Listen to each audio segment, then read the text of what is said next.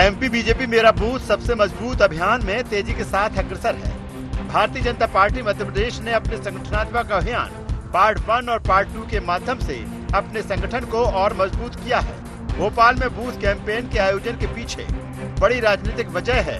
प्रधानमंत्री नरेंद्र मोदी ने ही देश भर के 10 लाख बूथ में एक साथ होने वाली डिजिटल रैली के लिए भोपाल को चुने जाने के लिए हामी भरी है। मेरा बूथ सबसे मजबूत अभियान जो देश के अंदर भारतीय जनता पार्टी ने लिया है, उस अभियान में माननीय प्रधानमंत्री देश के चयनित 3000 से ऊपर जो हमारे कार्यकर्ता हैं, जिन्होंने बूथ सशक्तिकरण के अभियान में देश के अंदर बेहतर काम किया है, बूथ मजबूती के अभियान को लेकर, वो सब यहाँ पर होंगे।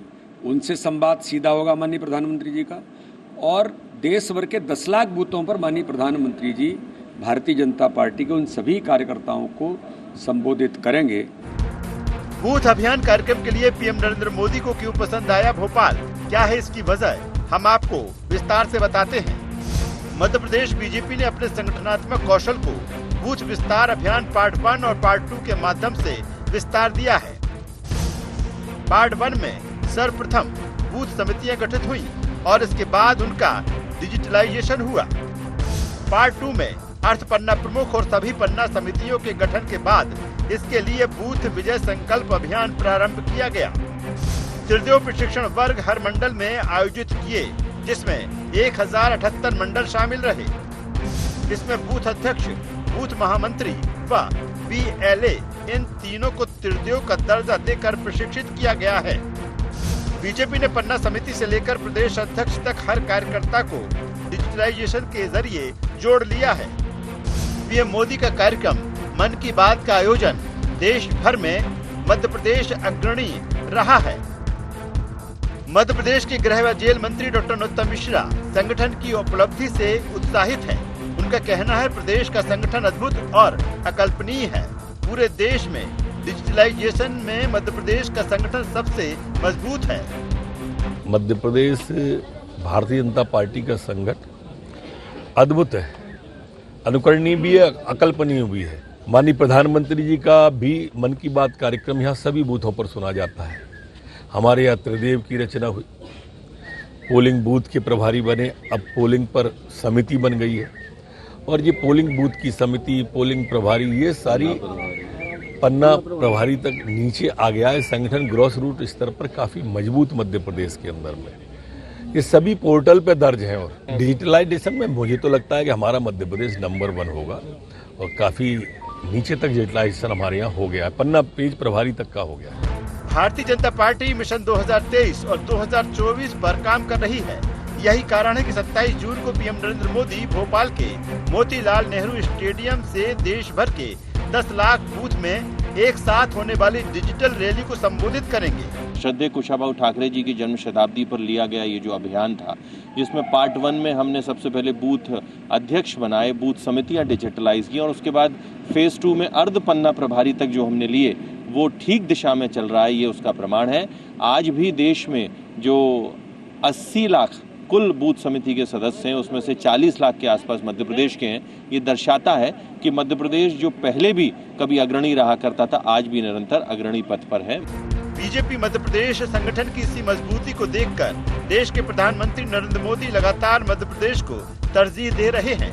27 जून को राजधानी में होने वाले बूथ अभियान कार्यक्रम को भी इसी की कड़ी माना जा रहा है। Bureau report, IND 24।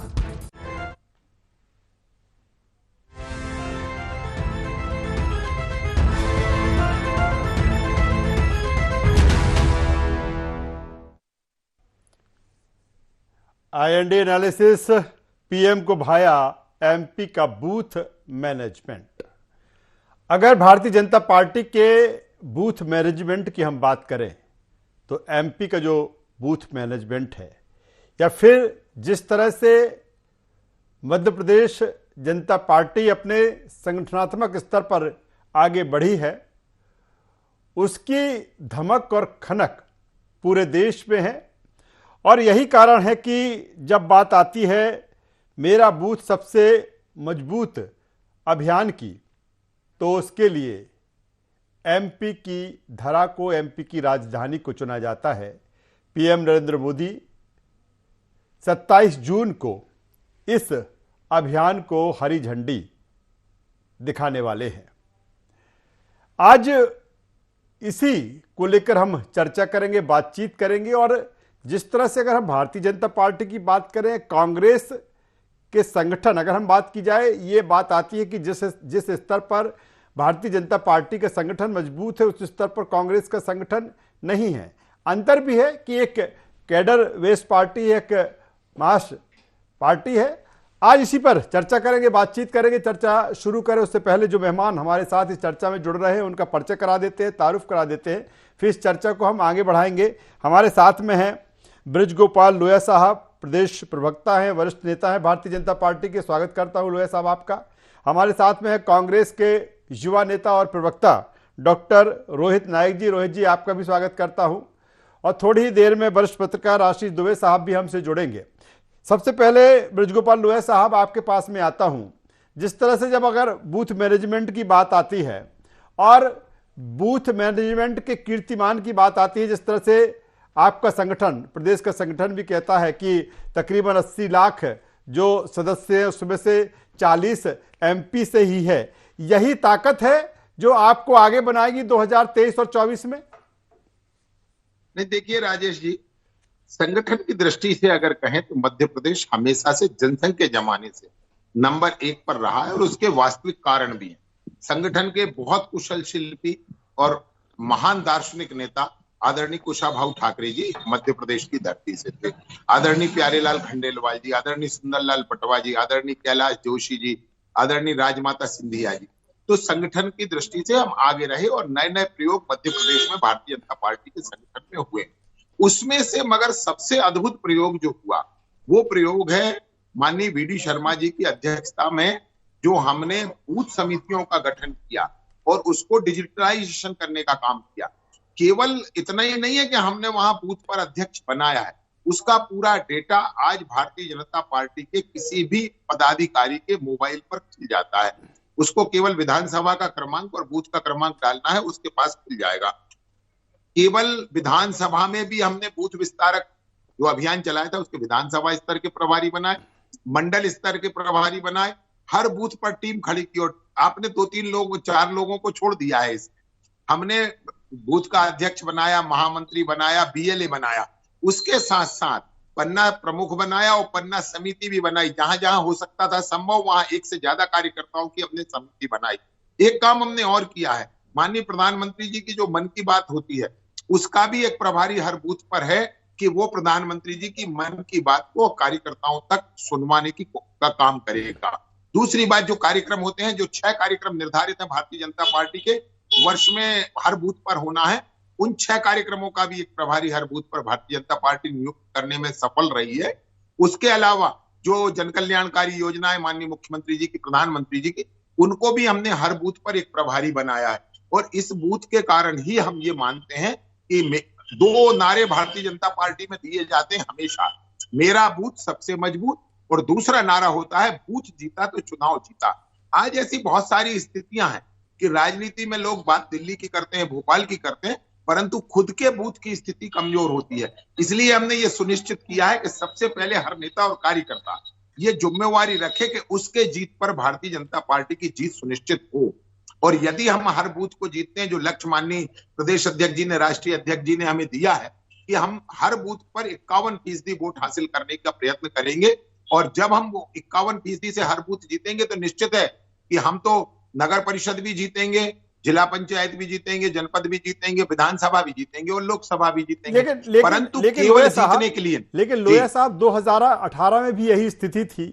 क्या अब 2018 के बाद 2023 में किस तरह से बदला है संगठन ने?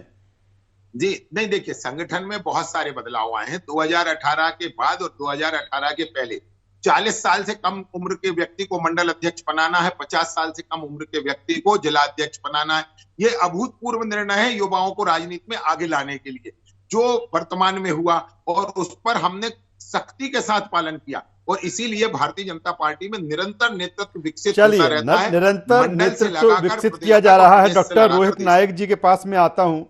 रोहित नायक साहब, अभी आप सुन रहे थे ब्रजगोपाल लोहिया साहब को, कह रहे हैं कि बूथ जीता तो चुनाव जीता। अगर हम जब संगठनात्मक स्तर पर बात करते हैं, कांग्रेस भी ये मानती है कि संगठन के स्तर पर कहीं ना कहीं भारतीय जनता पार्टी मजबूत है, बशर्ते कांग्रेस के किस तरह से मुकाबला करेगी कांग्रेस, या फिर क्या कुछ, अगर ये अपने बूथ मैनेजमेंट की बात कर रहे हैं या ये कह रहे हैं कि बूथ जीता तो चुनाव जीता, या मेरा बूथ सबसे मजबूत, किस तरह से मुकाबला होगा?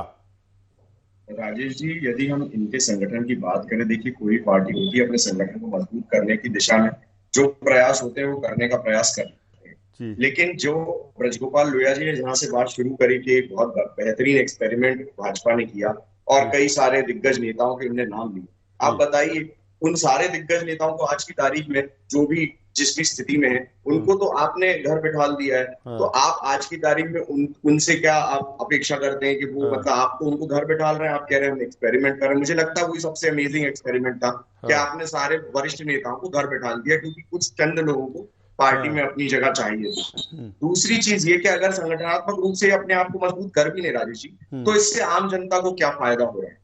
आप ये बताइए, कोई पार्टी मजबूत होती है तो आम जनता को क्या फायदा हो रहा है? अगर ये डिजिटाइजेशन कर रहे हैं तो उसमें जो व्यय हो रहा है वो कहाँ से हो रहा है? एक और बात करी गई कि हमने पन्ना प्रभारी बनाए हैं, हमने उनको एक्सेस दिया है। मैं आपको आपके चैनल के माध्यम से एक रेवलेशन करना चाहता हूँ, खुलासा करना चाहता हूँ। जो इनकी जो एक एप्लीकेशन चलती है संगठन 2.0 करके, उसका एक पहले भी वर्जन आया था संगठन 1.0, वो अगर राजेश जी बात करी जाए तो इनने हर एक शक्ति केंद्र जो इनका बूथ होता है उस पर वितरित किया है। वो सॉफ्टवेयर हर मोबाइल पर है इनके कार्यकर्ताओं के पास। जब हम उस सॉफ्टवेयर के व्यय की बात करते हैं कि वो सॉफ्टवेयर कितने में बनता है, तो आप आश्चर्यचकित हो जाएंगे ये जानकर कि एक सिंगल पॉइंट एक्सेस पे करीब 80,000 से 1.25 लाख के बीच में वो सॉफ्टवेयर बनता है। अब जब इतने लोगों को बांटा है तो वो व्यय जो किया है, आप देखिए कितना बड़ा वो खर्चा है जो भारतीय जनता पार्टी ने किया है। अब ये कह रहे हैं कि हम मन की बात सुनाने के लिए किसी एक व्यक्ति को बैठालते हैं, आप जबरदस्ती थोपते हैं इसका मतलब, क्योंकि अगर मन की बात किसी को सुनना है तो वो तो लगा के सुन लेगा ना, आपको जबरदस्ती सुनाने की क्या जरूरत है? तो आप इस तरह की जो ये चीजें कर रहे हैं इससे आम जनता को कोई लाभ नहीं होना है।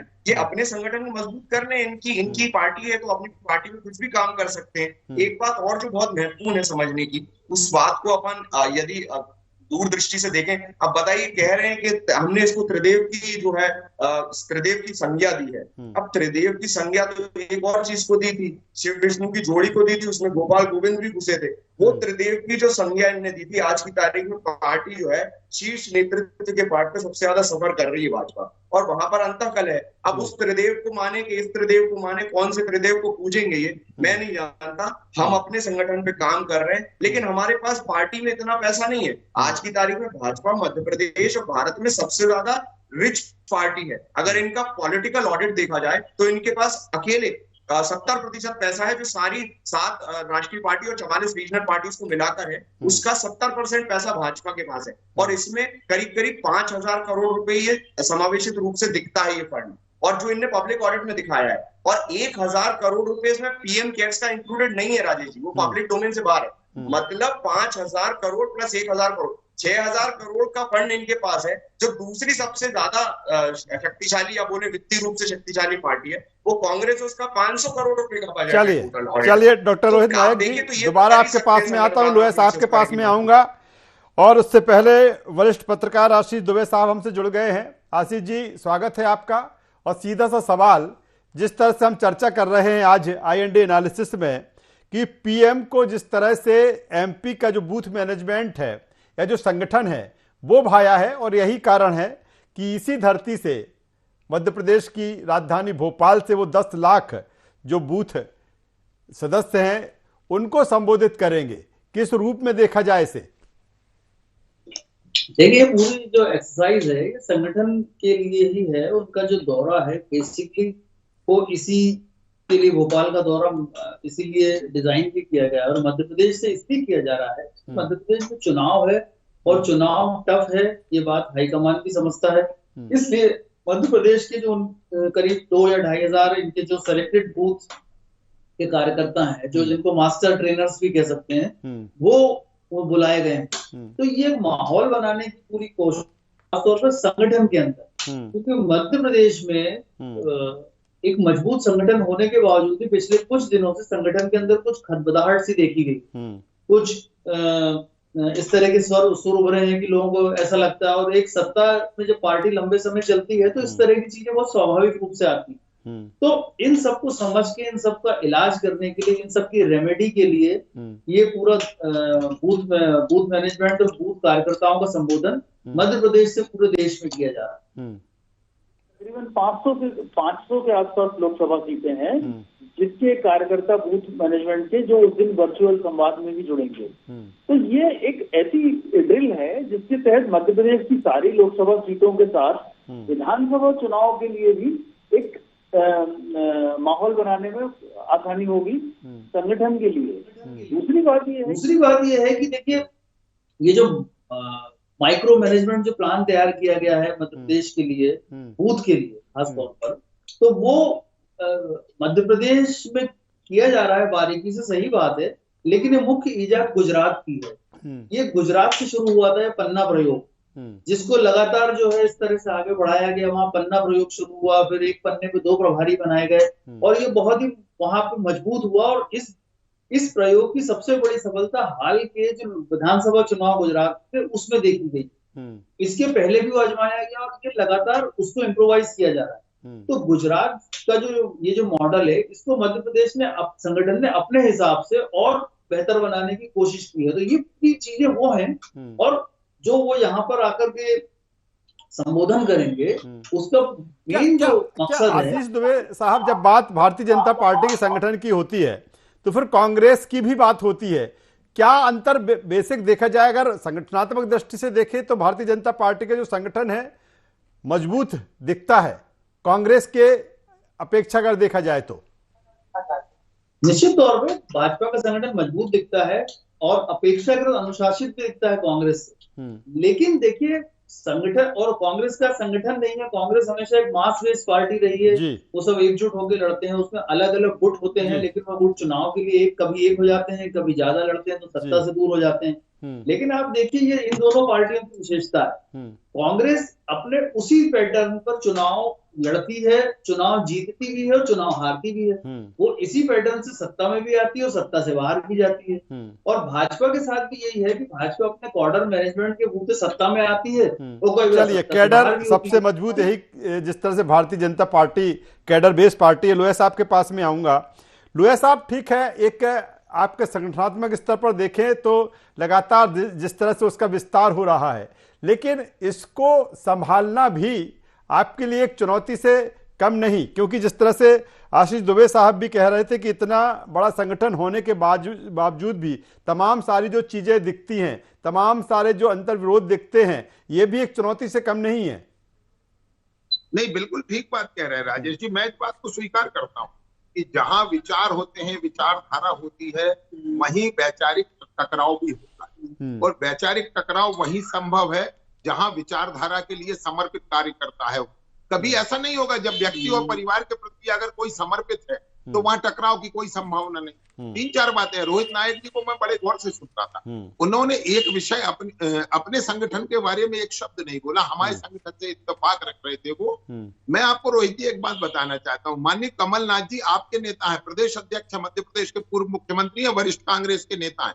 उन्होंने कितनी बार अपने भाषणों में ये कहा कि संगठन के रूप में हम भारतीय जनता पार्टी से बहुत पीछे हैं। दूसरी बात, अभी आप कह रहे थे कि फंड्स का क्या होता है, फंड्स कैसे आते हैं।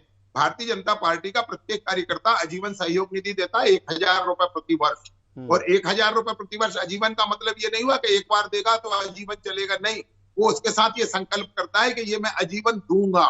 दूसरी बात, हम अपने जो सोर्सेस हैं उनका उपयोग करते हैं। बड़ा दुर्भाग्यपूर्ण है रोहित जी, आपको जानकारी कितनी है मुझे नहीं मालूम है, परंतु बड़ा दुर्भाग्य है जब एक पार्टी अपना प्रदेश का कार्यालय जवाहर बनाती है रोशनपुरा चौराहे पर और उसको बिजनेस कॉम्प्लेक्स में बदल देती है और उसके धन का कोई अता पता नहीं लगता, इसलिए आपकी पार्टी पीछे रह जाती है। नेता बड़े आदमी हो जाते हैं। हमारे यहाँ जो पार्टी का फंड है वो पार्टी का फंड है, जो व्यक्ति का है वो व्यक्ति का है।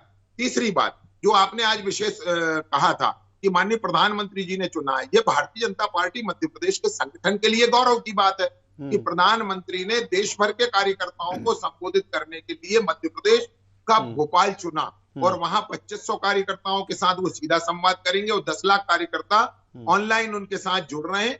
और माननीय प्रधानमंत्री जी से अगले चुनाव के बारे में, राष्ट्र निर्माण के बारे में, प्रदेश को आगे ले जाने के बारे में मार्गदर्शन प्राप्त करेंगे। एक और बात थी जो महत्वपूर्ण थी कि जो भारतीय जनता पार्टी का संगठन है उसमें नेता हमेशा कहते हैं कि कांग्रेस के कार्यकर्ताओं को सीखना चाहिए, परंतु कांग्रेस के प्रवक्ता हमेशा उस पर उंगली उठाते हैं। आप याद करिएगा, दिग्विजय सिंह हमेशा कहीं भी जाते हैं तो वो यही कहते हैं कि हमारा मुकाबला उनसे है जिनका संगठन बहुत मजबूत है, और संगठन जब ही मजबूत होगा जब वो विचारधारा पर आधारित होगा। मुझे गर्व है कि हम उस संगठन की एक छोटी सी इकाई है, परंतु ये गर्व कांग्रेस के कार्यकर्ताओं को भी होना चाहिए। और 10 सेकंड और राजेश जी, आपको याद होगा कार्यकर्ता होने से क्या होता है और ना होने से क्या होता है। भारतीय जनता पार्टी आया, कांग्रेस ने अभी 3 कार्यक्रम लिए अपने हाथ में। 3 कार्यक्रम नारी सम्मान योजना का लिया। मैं बिल्कुल ग्रामीण क्षेत्र में रहता हूं और बड़े डंके की चोट पर यह कह रहा हूं कि कहीं भी उस कार्यक्रम में कांग्रेस का कोई कार्यकर्ता एक फॉर्म लेकर नहीं गया, बल्कि सोशल मीडिया पर इस तरह चलिए लोया साहब कि उसमें समोसे बिक रहे हैं। ये कार्यकर्ता का अभाव है और भारतीय जनता पार्टी। चलिए लोया साहब, प्रभाव मैं डॉक्टर रोहित नायक जी से जवाब ले लेता हूं। डॉक्टर रोहित नायक जी, जो लोया साहब कह रहे हैं ठीक है, आप जो उसका जवाब दे, लेकिन सवाल इस बात को लेकर भी है कि कई स्तरों पर ये बात जरूर आई है, चाहे जिस तरह से जिक्र लोया जी ने किया कि पीसीसी चीफ कमलनाथ भी ये कह चुके हैं या फिर दिग्विजय सिंह जी भी ये कह चुके हैं कि संगठनात्मक स्तर पर भारतीय जनता पार्टी मजबूत है। जब ये जहन में आपके नेताओं में, आपके दिग्गज नेताओं में ये चीजें रही हैं, क्या कहीं ना कहीं इस दिशा में जो काम होना चाहिए था पार्टी में वो नहीं हुआ, और यही कारण है कि संगठनात्मक स्तर पर भारतीय जनता पार्टी काफी मजबूत है? नहीं राजेश जी, जब कोई पार्टी या कोई संगठन इतने समय तक सत्तारूढ़ रहता है तो उसके साथ एक बहुत बड़ा माइग्रेशनल वोटर, माइग्रेशनल पॉपुलेशन जो है वो जाती है।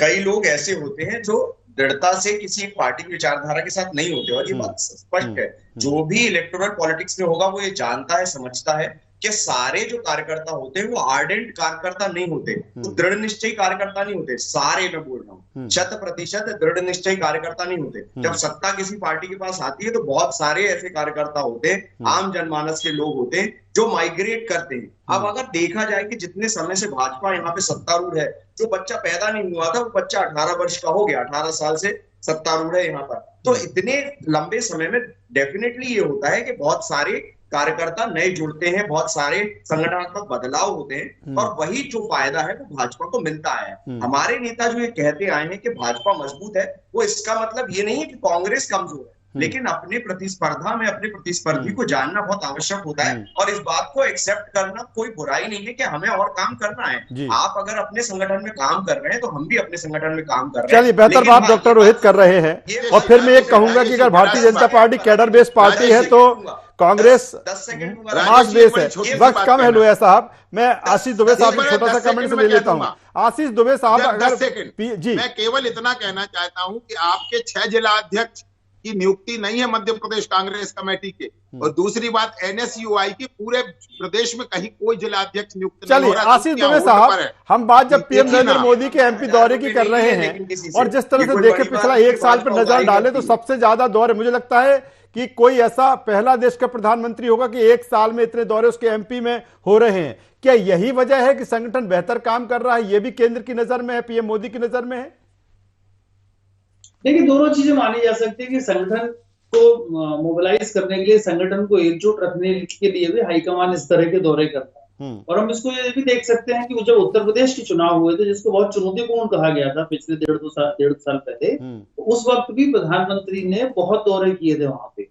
तो प्रधानमंत्री भाजपा के पास एक ऐसा चेहरा है जिनके जरिए भाजपा बहुत सारी चीजों को साध लेती है, बहुत सारी कमियों को छुपा सकती है, बहुत सारी चीजों को ठीक कर सकती है। तो प्रधानमंत्री के तौर पर भाजपा उनका उपयोग करती है, एक अच्छे चेहरे के तौर पर भाजपा प्रधानमंत्री का उपयोग करती है। और संगठन के लिए मुझे लगता है इसमें कोई बुराई नहीं है, हर पार्टी अपने अच्छे चेहरे का उपयोग करती है। लेकिन मध्य प्रदेश बार बार आना ये भी बताता है कि कहीं ना कहीं हाईकमान को अभी आश्वस्त होना बाकी है कि वो आसानी से इस चुनाव, बिल्कुल अहम बात आशीष दुबे साहब कह रहे हैं कि हाईकमान को भी आश्वस्त होना अभी बाकी है।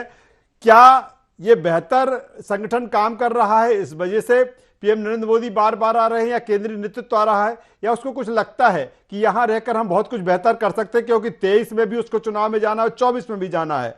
तीनों मेहमानों का यहाँ पर शुक्रिया करूंगा, धन्यवाद करूंगा। तो कुल मिलाकर जिस तरह से अगर बूथ मैनेजमेंट की बात करें तो एमपी का जो बीजेपी का बूथ मैनेजमेंट है उसे पीएम नरेंद्र मोदी पसंद कर रहे हैं और यही कारण है कि 27 जून को वो राजधानी भोपाल में होंगे और यहां से देश भर के तकरीबन 10 लाख जो बूथ कार्यकर्ता हैं, सदस्य हैं, उनको संबोधित करेंगे। IND एनालिसिस से बस इतना ही। IND 24 में खबरों का सिलसिला लगातार जारी है। अब बने रहिए हमारे साथ। नमस्कार।